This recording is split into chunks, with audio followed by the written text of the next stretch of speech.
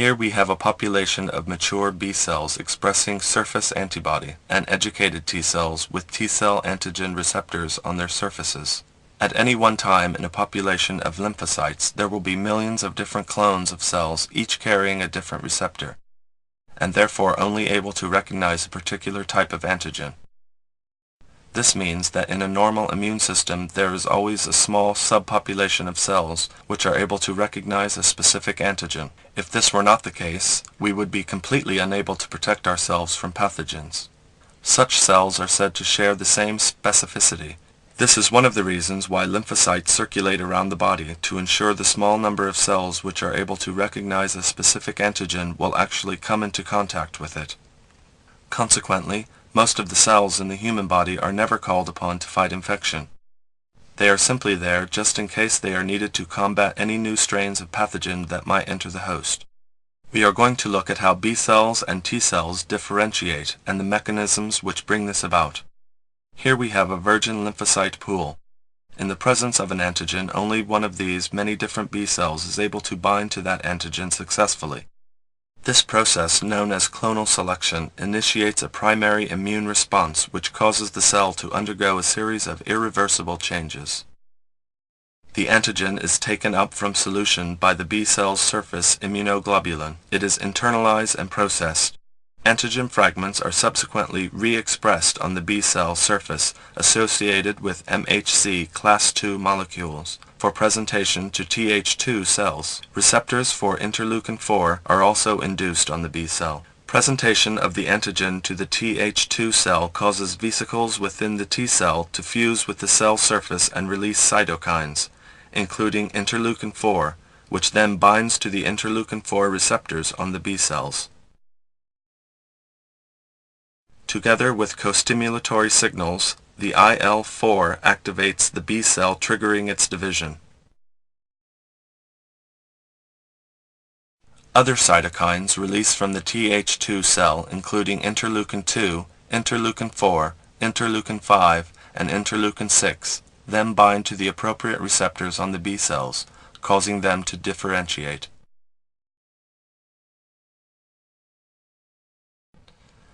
Some of the cells become plasma cells which produce a secreted form of the original antibody.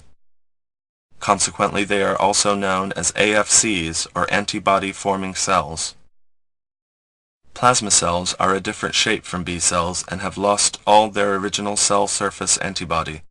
They will go on dividing several times, but within days or weeks they will die.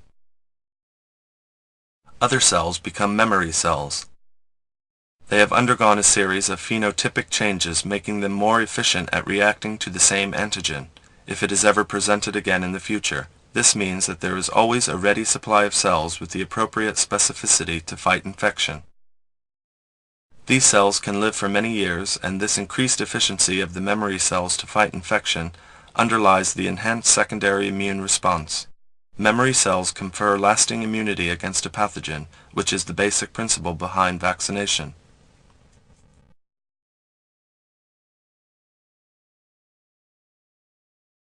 Now we shall look at how T cells differentiate. The process is quite similar.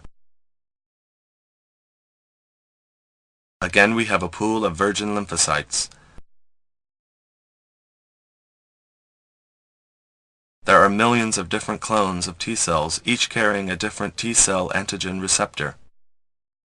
In the presence of an antigen-presenting cell such as a macrophage, only one of these many different T cells is able to bind to that antigen successfully. As we have seen, this is called clonal selection.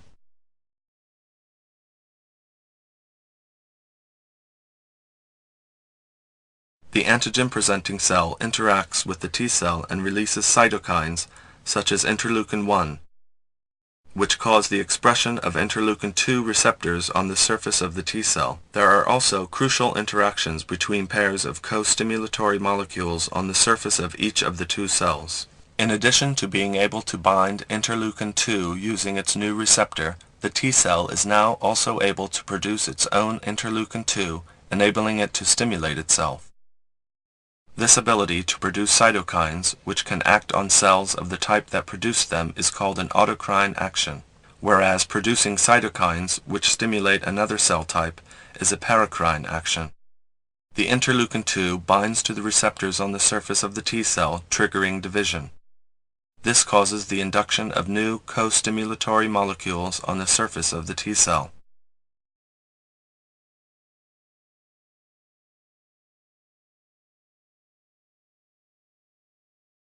The T cell divides, and after 5 or 6 cycles there is a gradual loss of the interleukin-2 receptor.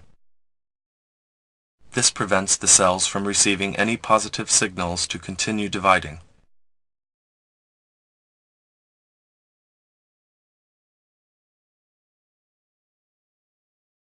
All of the T cells eventually lose their interleukin-2 receptors but retain their T cell antigen receptor. However, some of them also retain the signaling co-stimulatory molecules, and those become the memory T cells. As before, these cells are able to mount an effective attack against the specific pathogen in the event of future infection. Memory cells remain in the lymphatic system where they can live for many years.